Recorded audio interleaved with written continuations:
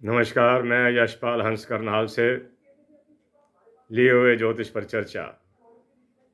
ज्योतिष एक गणित का और विज्ञान का समावेश है जिसमें क्या गलती होनी है, हो ही नहीं सकती। समझने वाला ठीक होना चाहिए, बताने वाला ठीक होना चाहिए, उसकी विद्या पूर्ण होनी चाहिए। मेरे प्यारे बंधुओं, राहु और केतु दो ग्रह माने जाते हैं, लेकिन अंतरिक्ष में इनका कोई अस्तित्व नहीं है।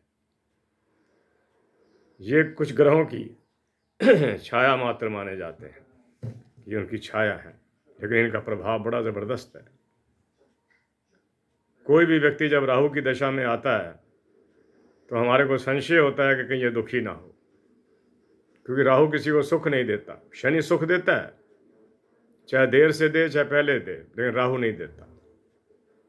राहु व्यक्ति को ख्यालों की दुनिया में रखता है, ये कर लेंगे, वो कर लेंगे, ऐसा कर लेंगे, होता कुछ भी नहीं।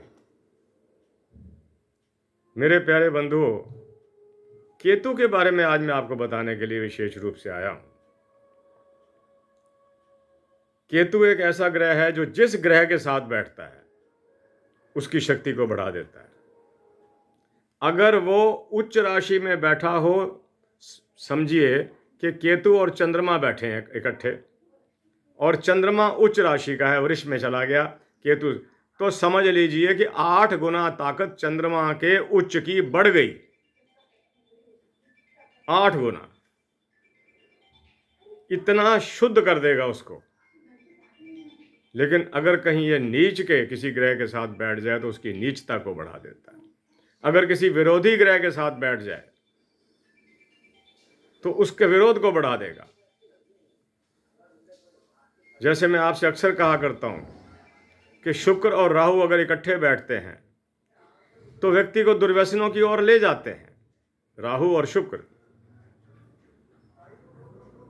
वाणी स्थान पर अगर कोई ऐसा ग्रह बैठता है, जैसे केतु बैठ जाए वाणी स्थान पर और साथ में और कोई ग्रह ना हो, ऐसा व्यक्ति या तो कम बोलेगा, अगर बोलेगा तो जरूरी नहीं कि उसकी सारी बात सच हो। केतु अगर 12वें स्थान पर बैठ जाए, ये बात मेरी ध्यान रखना आप, केतु अगर 12वें स्थान पर बैठ जाए तो व्यक्ति को एक बार विदेश जरूर भेजेगा। वो हवाई जहाज की यात्रा, समुद्र पार की यात्रा करेगा। केतु अगर चंद्रमा के साथ बैठे और साथ में शनि बैठ जाए, ये कोई उत्तम योग नहीं है। कहाँ शनि, कहाँ केतु, कहाँ चंद्रमा, कहाँ मन, कहाँ कर्मों का प्रभाव और कहाँ रक्त का मालिक, कोई मेल नहीं। लेकिन अगर कहीं ये तीसरे स्थान पर बैठ जाए तो वो व्यक्ति कर्मशील होगा, कर्मकांडी होगा, कर्म जरूर करेगा और उसको सफलता भी मिलती है। बाकी अन्य घरों के अंदर मैंने अपने जीवन के 40 साल के ज्योतिष के जीवन में ये पाया कि ये योग कोई इतना मूल्यवान नहीं है। मैं प्रयास कर रहा हूं कि अगली बार मैं आपसे काल सर्प योग के बारे में भी चर्चा करूं कि ये कितना महत्वपूर्ण है और कितना महत्वपूर्ण नहीं है। क्या हम इसको इतना महत्व देते हैं? क्या ये इतने महत्व के योग है? आज इतने लंबे ज्योतिष के जीवन के अंदर जो मैंने पाया, मेरी कोशिश होती है कि जब मैं उनको अपने पुस्तकों में लिखता चला जाऊं या यूट्यूब के माध्यम से आपसे बात करता चला जाऊं। जो लोग समझना पढ़ना चाहते हैं उनके लिए तो लाभकारी होगा ही होगा। मैं आपको एक बात बताना चाहता हूं, पुरातन कुंडलियां हमारे पास आती रहती हैं, कुछ किताबों में है, कुछ हम निकाल लेते हैं गूगल से, और कुछ हमें वैसे मिल जाती हैं, बाई हैंड मिल जाती हैं। जैसा कि मैं आपको बता रहा था, ये याद रखना कि केतु जिस ग्रह के साथ बैठेगा, समझिए कि केतु और शनि इकट्ठा बैठ गए।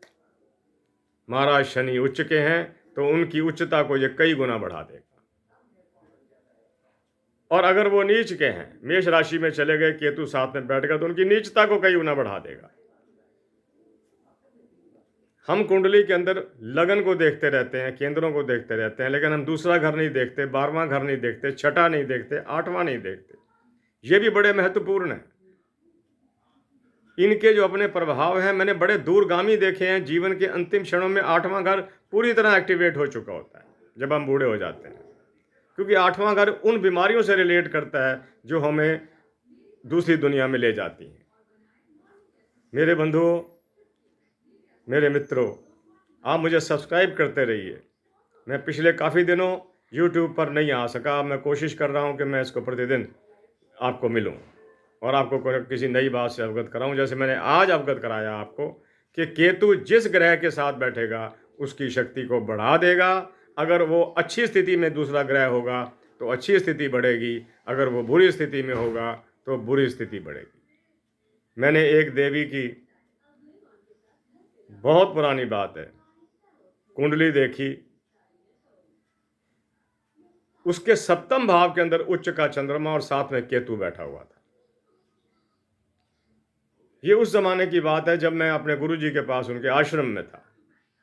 गुरुजी आगे थे बैठे हुए। उन्होंने कहा कि बेटा, तेरे को पति बहुत अच्छा मिलेगा, बड़ा विद्वान होगा।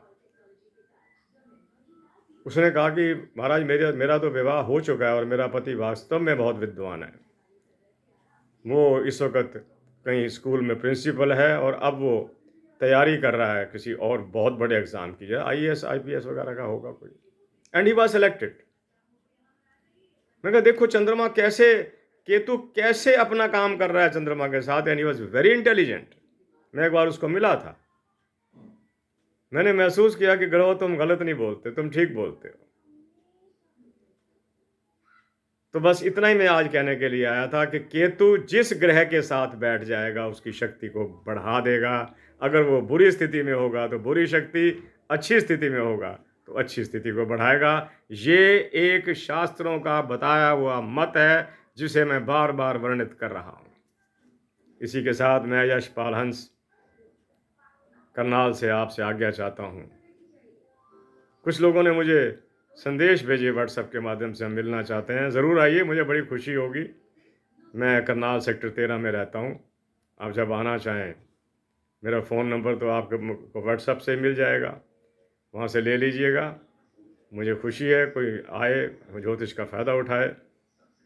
और ज्योतिष गणित पर आधारित है, मैं बताता हूँ। ये कोई ऐसा नहीं कि वैसे कह दिया तो कि गणित और विज्ञान दोनों पर आधारित है।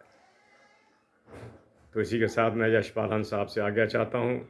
ईश्वर आप सबको खुश सुखी रखे, आपकी संतानें आपकी आज्ञा में हों, आपका शरीर निरोग रहे, आपके घर में धन और ऐश्वर्य की कोई कमी ना हो। इसी के साथ जय जगत, जय भारत, नमस्कार।